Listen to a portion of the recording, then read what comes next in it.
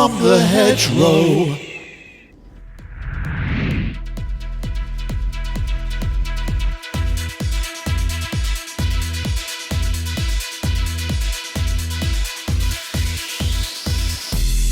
Aha! Hello, plant-loving family. Our beautiful lands are stuffed full of delicious, healthy, wild bounty. Food and medicines aplenty. The feeling of connection lies deep within us all. And if we just take a little time to still and quiet ourselves, each of us knows that we are actually part of the earth.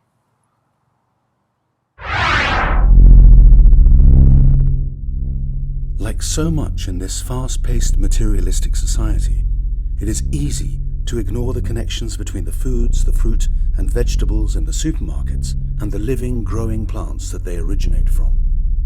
Many of the foods contained in our shops come from other continents and are transported many miles across our globe.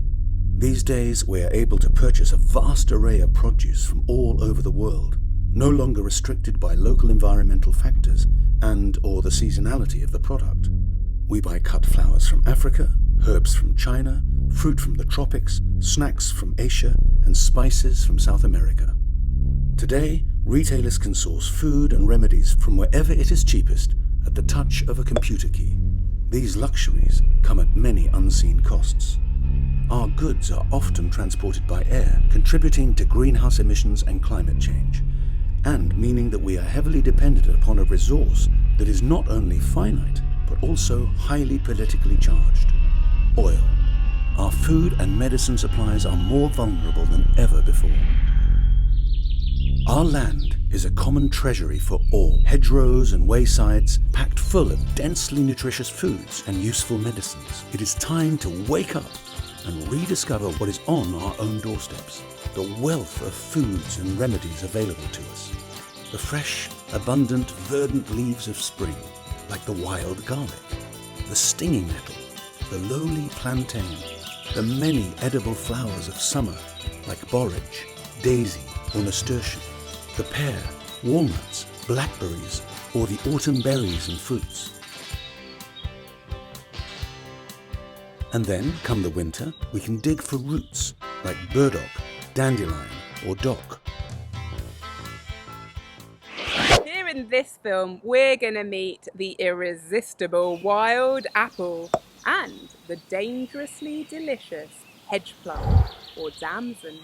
These two are both big hitters in our autumnal food larder. They're both super valuable members of the vast rose plant family. If I were an apple,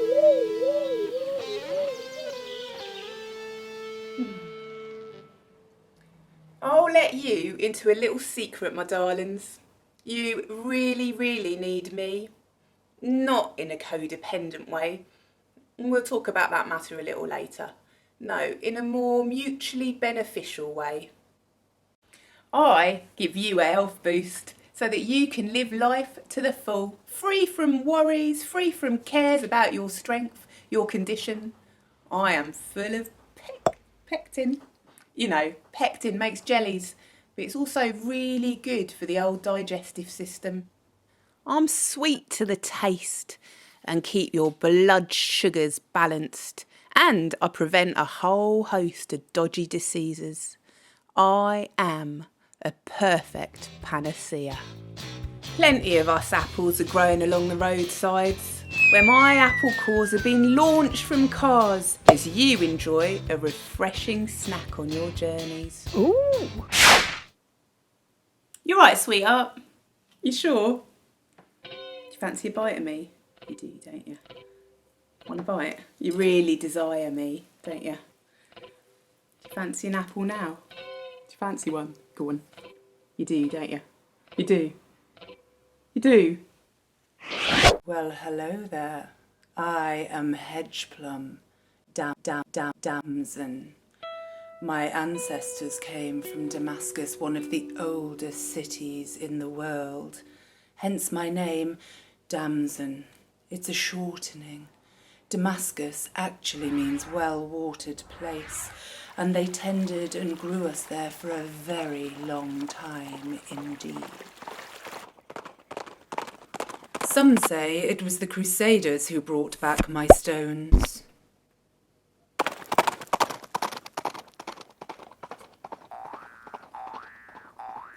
That's my bestie Apple over there. More of a cousin, actually. Apple's a little bit obsessed with proving her worth. Why? Deep-seated trauma, darling. Hard for you to let go, isn't it, sweetie, from all those negative associations? What, 2,000 years of being called the root of all evil? Labelled evil in Latin, malus. Malus domestica, they call me. Domesticated evil. See if you'd like it. Sticks and stones and all that. Well, detrimental name calling is just plain wrong. It's wrong. Sugar plum, sweetie, it does my self-esteem no good.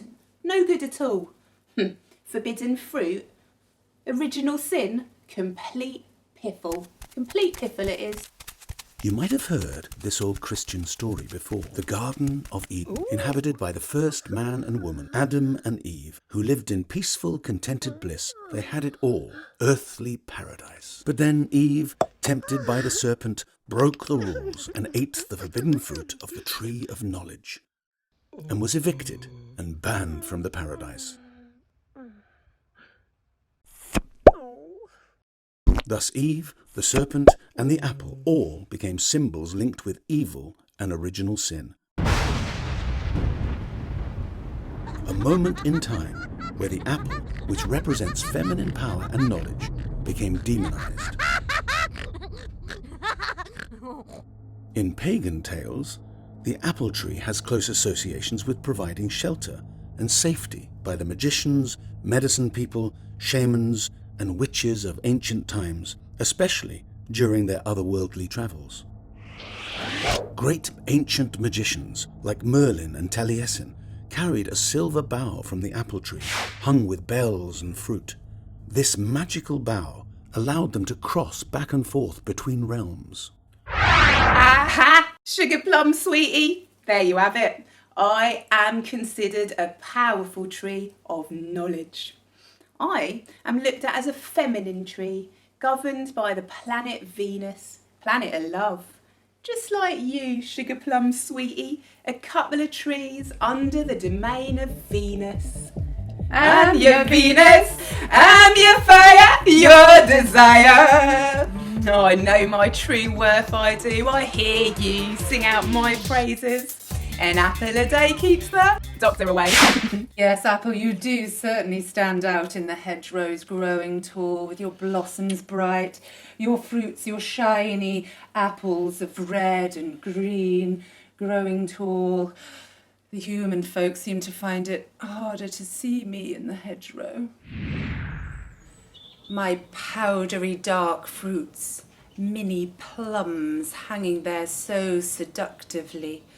You do seem to find it hard to find me, and I often go too soft for you to eat me by the time you see me there. But once you do discover me, the delight on your faces. Wow. I love to draw you in with my sweet fruits. You cultivated me to be bigger, sweeter, plums rather than damsons. You squeeze my juices to get you going. The bowels, sweetie, the bowels. Prune juice to keep the digestion healthy. Both apples and plums have long been eaten and cultivated. Damsons became a common fruit in British orchards pre-Second World War and were famously turned into delicious jams and chutneys. In the past, huge annual crops of damsons helped provide employment and income to communities. You see, once they find me, they love and want They me. love you, sweetie. I'm They coming love you. back in a big way. I'll drink to that. Super hot fashion, cutting edge, sweetie. Cutting edge fashion. Damson. Now that you've discovered me as Damson Gin, the answer to healthy alcohol for all you health conscious drinking foraging types. Yes, you make a gin out of me. It's a bit like slow gin, but you need less sugar because I'm so seductively sweet and So sensual. sweet. You are. You're so sweet and sensual. Slow though, she's my older, poorer relation. Don't let Slow hear you say that. Slow's not going to hear me say that. She's too busy being wanton on every supermarket shelf. What's on every supermarket shelf? I'll easily grace your crumbles or your jam if you're into that sort of thing. Once you find me, you will want me more. You dry me out as prunes. I'm full of fibre.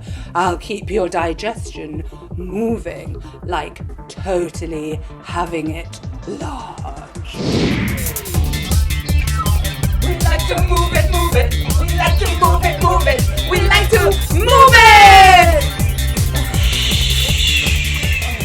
I'm even helpful for the morning after the night before. As a source of antioxidants, I help protect against a host of diseases. And I taste delicious too. Win, win. I'm a stable source of food and medicine. In Chinese folklore, they revere me as the light-giving source of fire and sun. You humans have loved and cherished me for millennia and transported me across the globe. My dried fruits were carried all the way from China via the Silk Road to the Fertile Crescent, where some of the earliest human cities and towns were settled. They planted my stones and cultivated my trees. You, Damson. Sugar plum sweetie. You're pretty delicious and super saucy too. You pollinate yourself. I've seen you. The bees can work their magic on just one tree and poof! Before you know it, you've been fertilised. Your blooms turn to fruit. Did I hear someone say they'd like to know more about pollination?